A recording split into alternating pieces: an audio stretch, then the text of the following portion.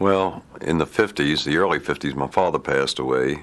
He was very young. He was in his early 50s, in fact. And my father was in the grocery business, and my mother continued on with the business. And I never liked the business, and that's when I started driving a cab. And I used to do the things that most guys my age, like say 23, 24, and so forth, in that age bracket. We used to hang around what we called what was the hot shop in those days. That was the local hangout, and that was one of Marriott's first ventures into big business as such. And we had a certain hot shop uptown that every night, just like clockwork, we'd go up there because we knew somebody would be there. If you've ever watched that show on television, Happy Days, it's the same type of thing, where the crowd assembled every night. And these were not teenagers now. These were young adults, I guess you would call them. And from there, everything emanated from there. I mean, we'd go out, get something to eat, we'd go to a movie or go to a burlesque show or anything, and we'd even wait till late at night, 2 o'clock in the morning. We'd take a trip over to Baltimore just to get a sandwich or something. We were that type. And we used to do the same things. The kids in those days were a little different. I mean, we'd go out on Saturday night. We'd dress to the T's. I mean, we'd have, in those days, the big thing were the ducktail haircuts and the suede shoes and the one-button rolled jackets, double-breasted overcoats, and you always wore a hat because if you didn't wear a hat, we were always told that we weren't completely dressed. So we wore a hat everywhere we went. We looked like the junior mafia almost walking down the street. And generally we'd go to the beaches in the summer on the weekends. We'd go up to Atlantic City. We'd go to the local beaches down near Annapolis on a Sunday afternoon, get dates just like anything else. And some of the guys were into gambling, and they'd go have their card games. They'd go to the racetrack. Everybody had their own little thing that they used to like to do, So we just had a general easy time of it. It was a good period of time for us. I mean, life wasn't too complicated. We didn't need brand new cars like some of the kids have to have today. For me, I had cars that were always 10 years old, and I was always used to pray and hope that they would get me where I had to go for the most part. And I was sort of daring in a way. I'd take the car on long trips and never worry about it. I might have 2 bald tires on there. Things like that didn't bother us. I mean, we weren't reckless, but still, we just had an easy time of it. It was just a easy way of life. In fact, the big fad came out. I have to laugh when I think about it. It was called cardigan jackets. They were sport coats without collars. The musicians started the fad.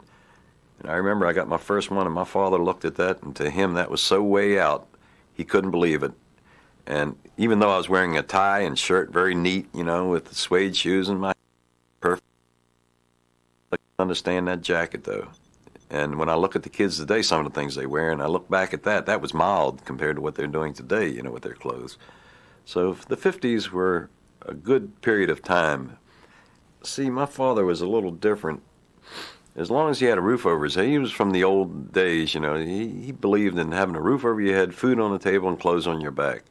Nothing fancy. If you had one car that ran well, he was satisfied. He was easily satisfied. That's one reason I don't drink today, maybe, because it wasn't in the house. I never thought of it, and I don't even like the taste of it, really. But, my life was rather simple at that time. I mean, my mother used to get up in the morning, make everybody breakfast, and we'd be running to school or work or whatever we did. And my father would go off to work, down in the store and all. And I'd come home at night, and next time I'd see the family, it'd be evening, when I'd get off from work and all. And we'd eat dinner, and then that's when television was just coming around. I mean, we got our first set in 47, but it was still black and white in the 50s yet. And we used to come upstairs and watch the various shows, and my grandmother was living then with us. And my grandmother was, at that time, probably in her 70s, and she loved anything rough. I mean, it had to be football, it had to be the wrestling match. Another big thing in those days was the roller derby. That was very popular on television. She loved it. She went crazy for that thing. And that was generally the way things were. We used to like to watch the boxing matches in those days. They were very popular on 2 nights a week. You had the Pabst Blue Ribbon fights and the Gillette program. One was Wednesday night and one was Friday night. And they always had the greatest fighters in the world in those days. We thought that the 50s produced some of the best fighters that there ever came about as far as that went. The Redskins were milling along, as they have this year anyway. And that was our other thing we used to watch. And, of course, we had baseball. That was a big thing for me. Personally, I loved baseball. And I used to love to go out and watch the old Senators. And that was my team. I don't care if they were last place every year. They were still my team, You see, I come from a family. My mother was born in Russia. She came here when she was 5 years old. And my grandmother and all her brothers and sisters from Europe, they used to always say for years before all this, the communist threat, as they called it, they used to say, you can't trust the Russians, they used to say in those days. Don't believe anything the Russians tell you. And that was sort of drilled into my head, that the Russians were bad characters, you don't mess with them, or you can't depend on them or anything else. So that was sort of in the family, it was always talked about. And we'd get over at my grandmother's house. In those days, she lived with, my grandfather was still living, And they'd talk about the world events. And then I remember back in the 40s even, when Walter Winchell was on television. On radio. And everything would stop. And everybody would crowd around the radio and listen to Walter Winchell. And the first thing he mentioned about the Russians, zap, everybody start babbling amongst themselves, But the Russians, to my family, always seemed like a constant threat of some sort. I was born in a neighborhood in southeast Washington, about 5 blocks from the Capitol building to start off with. Show you how I grew up in a way, get a little background into it. And my neighborhood was always half black and half white in that area I lived in. And those people had been living there, the families, we hadn't, but the others in the neighborhood, been living there for some of them 100 years, the families. And everybody in the neighborhood called each other by their first name. And my father always told me that you have respect for everybody that's older than you. So I don't care who they were, black, white, Chinese, or anything. It was Mr. So-and-so and Mrs. So-and-so and that sort of thing. That's the way we grew up as kids. We were taught this. And if I was over I had a couple black friends I used to play with. And if I was over one of their houses, around dinner time, the mother would say, "Are you supposed to be home for dinner?" I'd say, "Well, I guess so, She said, "Well, that's all right. I'll call your mother and tell you you're going to stay here for dinner." And my mother would do the same thing at our house. If they were there playing with me, we'd eat dinner. And we never thought about it. We were integrated before integration ever became the fad, so to speak. And the only difference was in Washington, we just didn't go to schools together or the movies together. I think that's about the extent of it. We used to go play football every day. We used to go, play in the streets. In those days, we used to play games right in the streets. We used to play hockey on roller skates and things like that. We never even thought about it. The whole issue, it seems, came up in the 60s.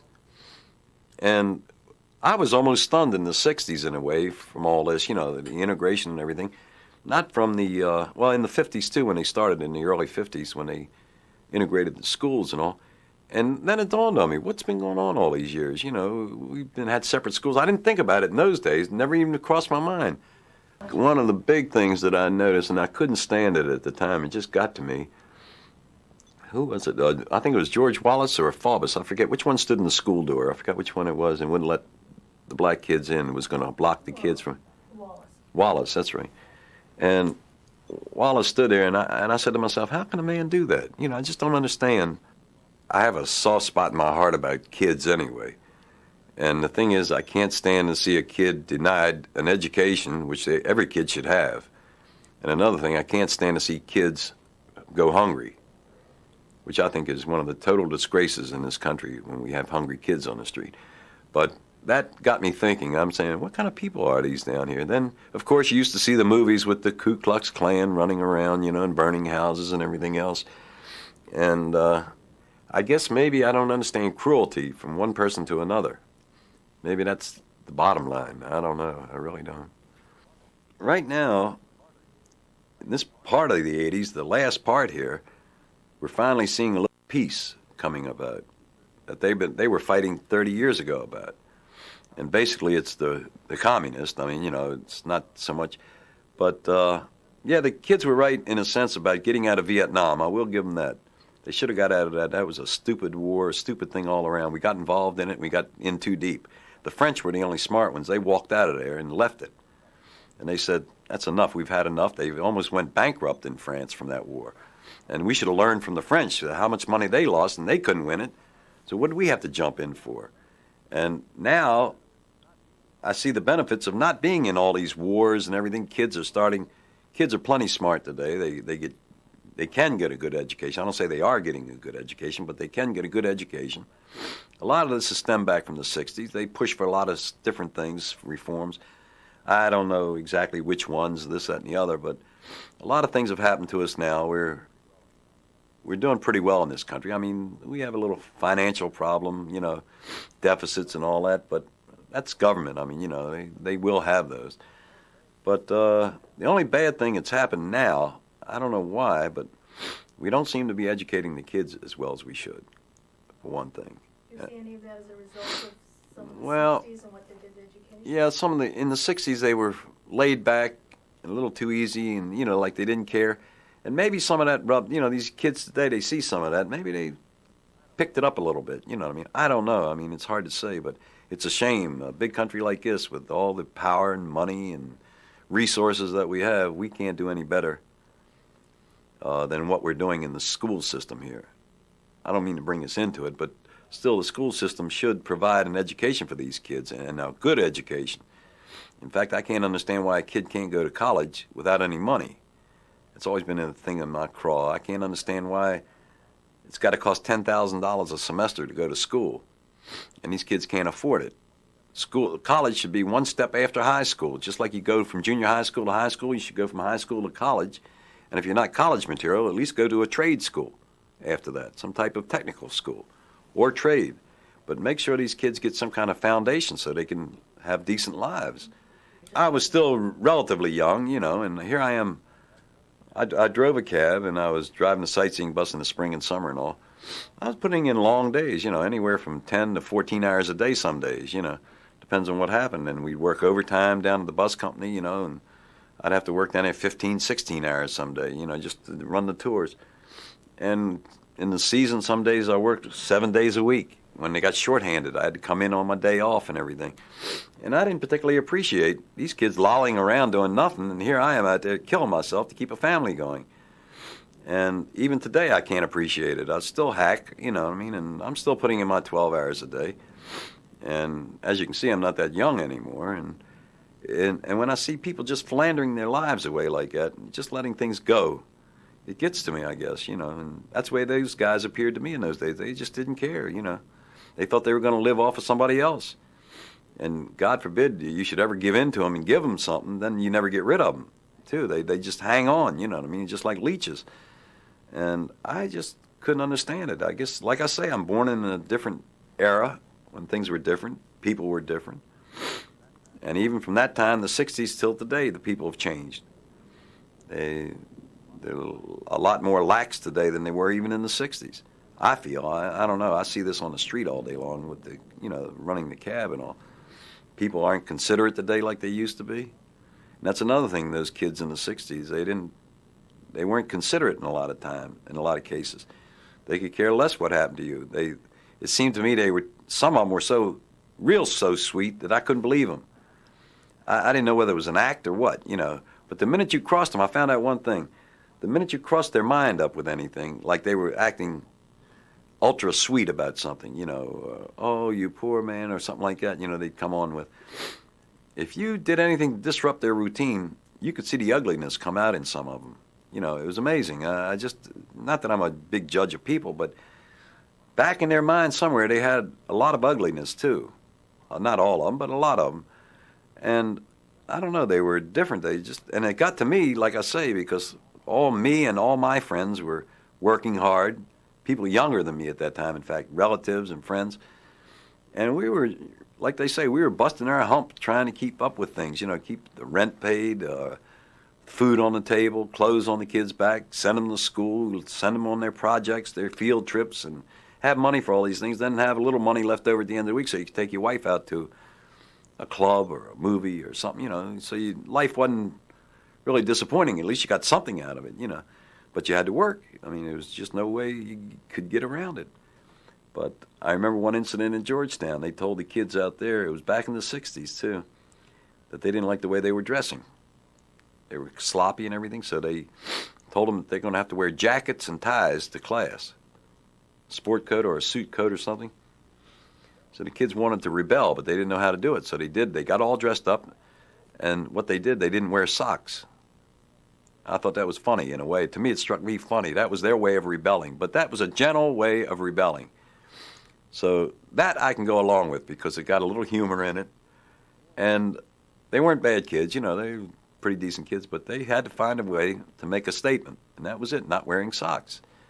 And I don't know whatever became of that regulation as it was, but I think when you get older, you get a little more cautious anyway, more so than when you're young, because when you're young, you don't think about a lot of things. You do it, spontaneous. But when you get older, you think out things a little more. You get a little on the cautious side, and you're not going to jump into something real quick without thinking about it.